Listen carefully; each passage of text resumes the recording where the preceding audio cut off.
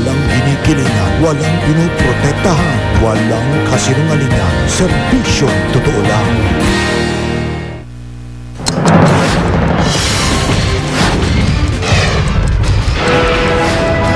Sinulog Festival sa Cebu, dinayo ng daan-daang libong deboto ng Senyor Santo Niño. Jiggy Manicad, live na mag-uulat mula mismo sa Basilica Minore del Santo Niño sa Sugbo.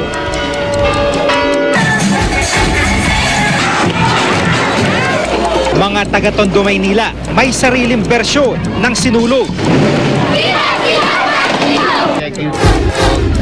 Hubert Webb at iba pang naabswelto sa Visconde Massacre, tinanggap ang hamon ng DOJ na sumailalim sa lie detector test. Delivery van ng PhilPost na hinadya kahapon sa San Pedro, Laguna, natagpuan sa isang subdivision sa Imus, Cavite. Wala ng laman. Ilang Kapuso stars nakisaya sa 16th Coco Festival sa San Pablo, Laguna.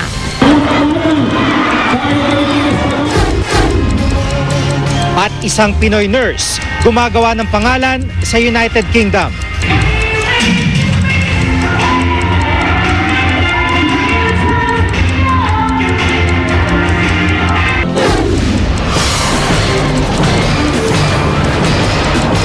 Mula sa GMA Network Center, ito ang 24 Oras.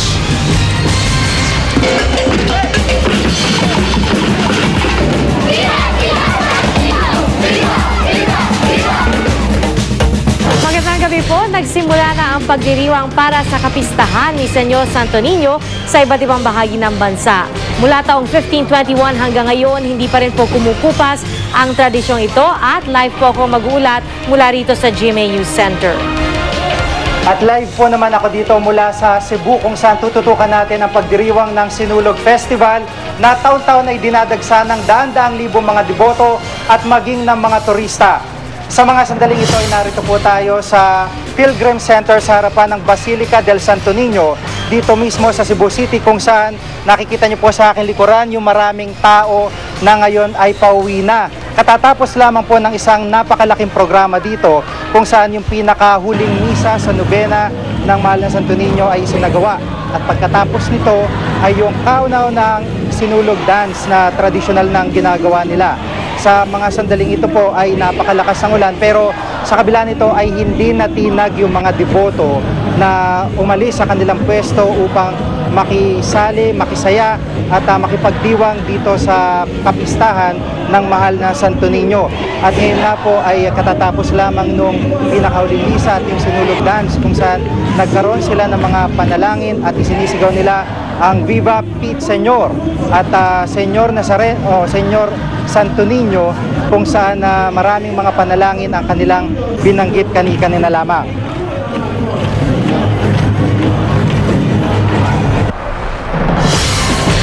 Samantala kanina po ay isinagawa rin ang isang fluvial procession ng Senyor Santo Niño. Bukod sa dandaang nakiisa sa paghatid at pagsalubong sa imahe, may 200 sasakyang pandagat din po ang nakisali dito sa pagdiriwang na ito. At yan ang tinutukan ni Monching Oxterio ng GMA Cebu.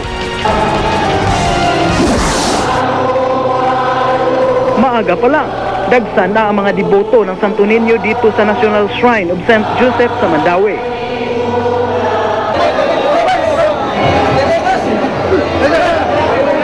Pagkatapos ng misa, ipinwesto na ang mga imahe ng Birhen ng Guadalupe at Santo Niño sa galyon.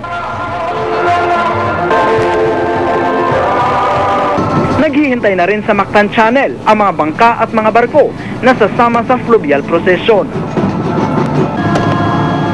Sa prosesyon, kanya-kanyang gimmick ang mga deboto, maipakita lang ang debosyon sa Santo Niño.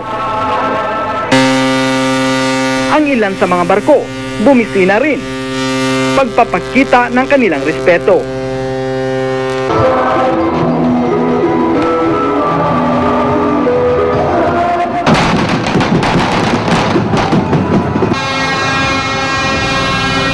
Puno ng tao ang mga dinaanang pier at tabing dagat sa Mandaue City, Samuel Y. Osmeña sa Lapu-Lapu City, maging ang unang Mandaue-Mactan Bridge. 200 water vessels mula sa maliliit na bangka speedboats at malalaking barko ang sumali. Mahigpit naman ang seguridad na ipinatupad sa fluvial procession na tumagal ng mahigit 2 oras. Pagdating ng galyon sa Pier 1 sa Cebu City, makikita ang excitement ng mga tao. May mga grupo ring sumayaw ng sinulog alay kay Santo Niño. May mga batang nakabihis Santo Niño at sumali pa sa sayawan. It's very impressive, very inspiring, and indeed the participation, hundreds of thousands, make us truly glorify God through the Santo Niño. Pete Senior. Mula rito sa Cebu, Munching Austero, nakatutok 24 oras. Ang mga taga-Tondo sa Maynila meron pong sariling bersyon ng kanilang sinulog na tinatawag nilang Lakbayaw Festival. Ito pong tinutukan ni Rida Reyes.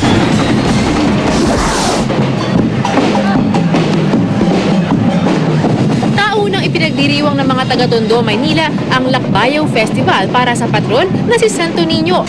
Nagpatalbugan sa makukulay na costume, choreography, at background music ang mga kalahok habang pumaparada sa paligid ng bayan. Pati mga bata, game na game sa pagsyembot. Hindi naman nagpahuli si Lola sa kanilang samba number.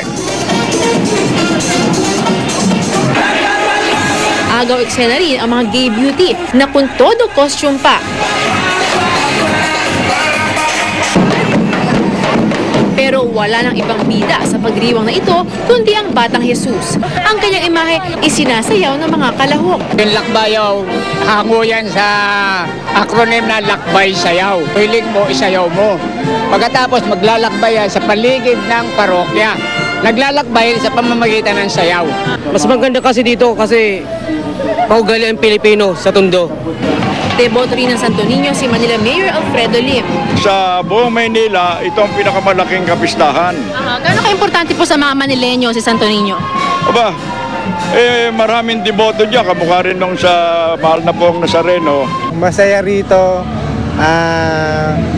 Maraming pumupunta pagka kapistahan, tsaka ano. Hindi na kailangan pumunta pa na sinulog.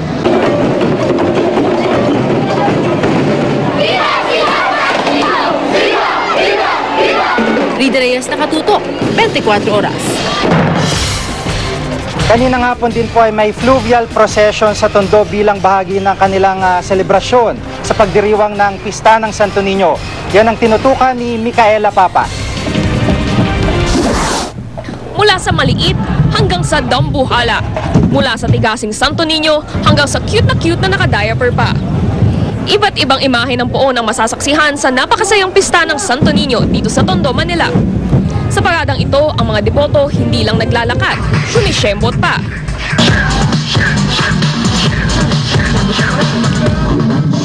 Ang mensahe ng pista ay ipaalala na tayo manatiling mabubuting anak, no, ng ating Ama sa Langit. Siyempre ang bata very pure, di ba? Tradisyon na raw ang fluvial parade na ito simula pa noong panahon ng mga Kastila kung kailan dinadala ang imahe ng Santo Niño sa dagat at isinasakay sa bangka. Pamahiin daw kasi ng mga mangingisdang magiging masagana ang kanilang huli kapag isinama nila sa dagat ang poon. Sa saliw ng musika, isinayaw ang imahe ng Santo Niño sa mga kalye ng Tondo papunta sa Pier 4 sa North Harbor. Dito isinakay ang poon sa barkong EDSA 2 ng Philippine Coast Guard. Itinawid dito sa Manila Bay papuntang Pier 16 pabalik ng Santo Niño Church. Sa kabila ng mahabang prosesyon, nakatawa pa rin ang mga deboto. Sa likod daw kasi ng kanilang mga ngiti ay ang malalim nilang pananampalataya sa Santo Niño. Nakikisa po kami sa taon-taong pagdiriwang ng pista ng Santo Niño para sumagana ang buhay ng mamayang Pilipino. Bakit sinasayaw natin Santo Niño? Kasi doon nagliligtas sa aming buhay. Habang buhay, nagliligtas sa amin.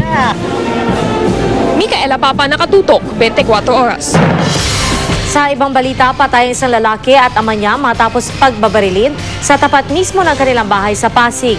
Nakaupo lang sa labas ng kanilang bahay si Ronildo Santos Velasco at amang si Rodrigo ng pagbabarilin ng mga hindi pa nakikilalang salarin. Giit ng ina ni Ronildo na si Liceria, wala naman daw kaaway ang kanyang mag-ama. Ito na raw ang ika-4 na pamaslang sa lugar sa loob lamang ng halos isang buwan, kaya naman natatakot na ang mga nakatira roon. maging ano lang sila, vigilante. Pag may nakita silang ibang mga mukha na umiikot dito, mag-report agad sa pulisya. Muling nagkita-kita ang mga inabswelto sa Visconde Massacre case kanina. Sa gitna ng kanilang pamisa para sa pasasalamat, sinagot nila ang hamon ng Department of Justice na magpa-lie detector test para sa muling investigasyon ng kaso. Nakatutok si Lia Manyalak. Handa si Hubert Webb at iba pang naabswelto sa Visconde Massacre na sumailalim sa lie detector test anumang oras. Kumpiyansa raw kasi wala silang kasalanan. No problem. Yan tungkulin nila. Ako kahit anong klaseng investigasyon, andun ako. Kahit anong klaseng investigasyon, confident ako. Mismong si DOJ Secretary Laila De Lima ang nagsabing dapat sumailalim sa lie detector test sina Webb. Posible raw kasi itong makatulong sa reinvestigation ng kaso. Pero si Webb may hamon din sa DOJ na kanyang ipinarating sa pamamagitan ng kanyang abogado. Jessica Alfaro, all the NBI officers, all the prosecutors, everyone. Put everyone on the polygraph test, and Hubert Webb will be more than willing to do the same. Because to do only Hubert Webb, I would say, is persecution. Let us not forget that the Supreme Court had already spoken. Kanina isang Thanksgiving Mass ang idinao sa Lasal Green Hills para kay Webb at iba pang inabswelto sa Visconde Massacre case. Sa misang pinangunahan ni Bishop Chodoro Bacani, ipinagdasal din nila ang mga kaluluwa ni na Estrelita, Carmela at Jennifer Visconde. Kwento ni Webb, masaya siya ngayon at nakapag-adjust na sa buhay sa labas ng kulungan. Nakasama na rin daw niya ang kanyang anak. 2 araw raw silang nagbonding. Thank all the people here for your support and their open-mindedness to research the truth. Matapos ang misa, nagsalo-salo ang pamilya at mga kaibigan nila. Lia Manyalak, nakatutok, 24 oras.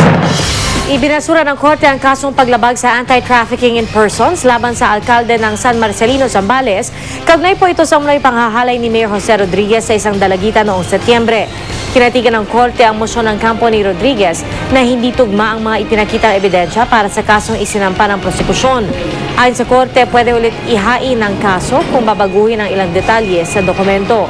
Ang bading na bugaw naman, irekomendang kasuhan at bigyan na ng warrant of arrest sa mga susunod na araw. Wala na pong laman ang hinijack na delivery van ng Philippine Postal Corporation nang matagpuan ito sa loob ng isang subdivision sa Imus, Cavite. Nakatanggap ng report ang Imus Police na may inabandonang kahina-hinalang van sa lugar. Bukas na ang kandado sa likuran ng van at malamang daw na ang laman nitong mga package ang target ng mga suspect. Laman ng van ang may halos 100 sulat at package mula Japan, Korea, Amerika at iba pang mga bansa. Karamihan daw ay padala ng mga OFW. Sinimula ng imbestigahan ng NBI ang driver ng van. Susunod, ang patuloy na pagtutok sa pagdiriwang ng Sinulog Festival sa Cebu. Ang mga nagagandahang obra ng mga pintor mula sa Bacolod.